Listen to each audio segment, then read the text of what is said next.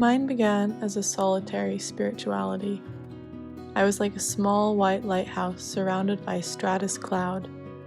I would see God in the rippling pink of the water at sunset, in the light through the leaves, in the pages of the Psalms, in my dreams.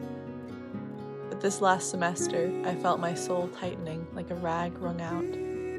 It felt like my prayers were reverberating off my bedroom walls.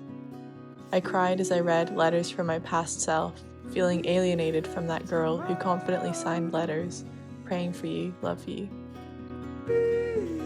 God felt abstract, distant, suddenly silent and intangible.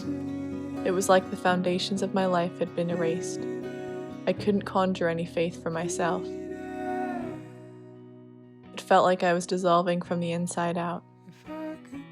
The lines from that Bombay Bicycle Club song sounded right. I just want to have a good day, and I'm the only one standing in my way. But in that place of desperation and anxiety, curved in on myself and numb to the spirit, God met me.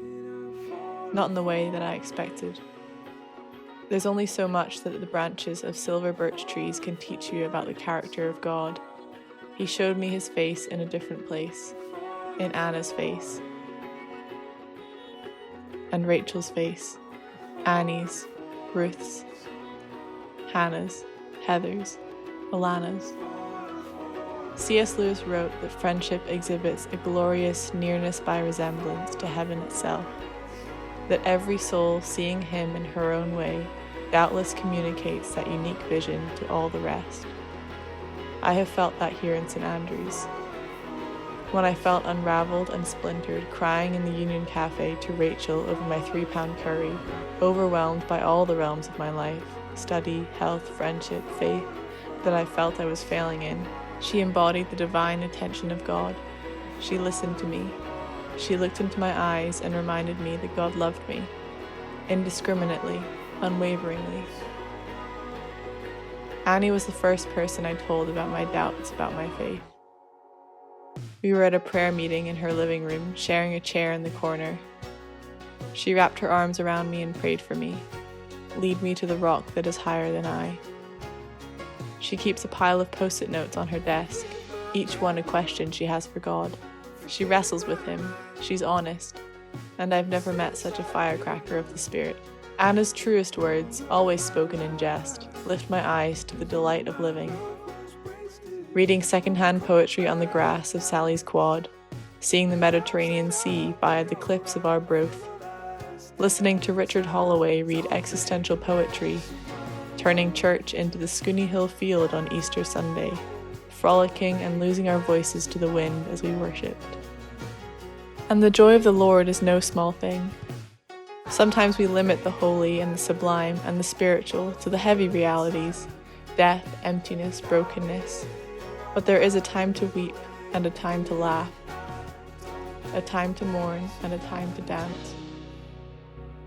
Rachel, Anna, and I discovered shalom on the grass of Kirang in Skye, falling asleep in the sun, and on the pillowy moss atop Milavukal, in the car playing kazoo, on the streets of Edinburgh.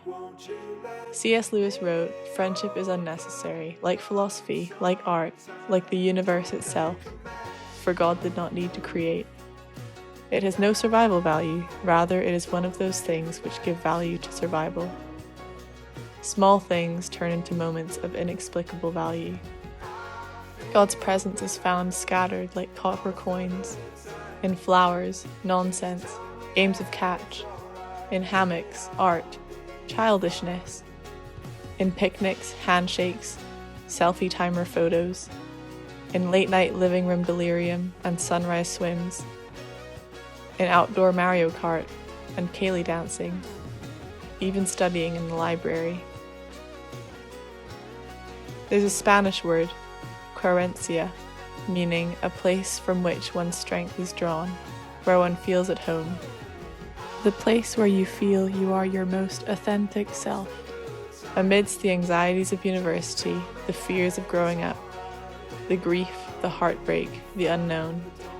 My friends have been that place, my querencia, drawing me back towards the presence of God." Come get some pine needles. Right. Cute. Do you want to join? Let's, yeah, because I can see the frog.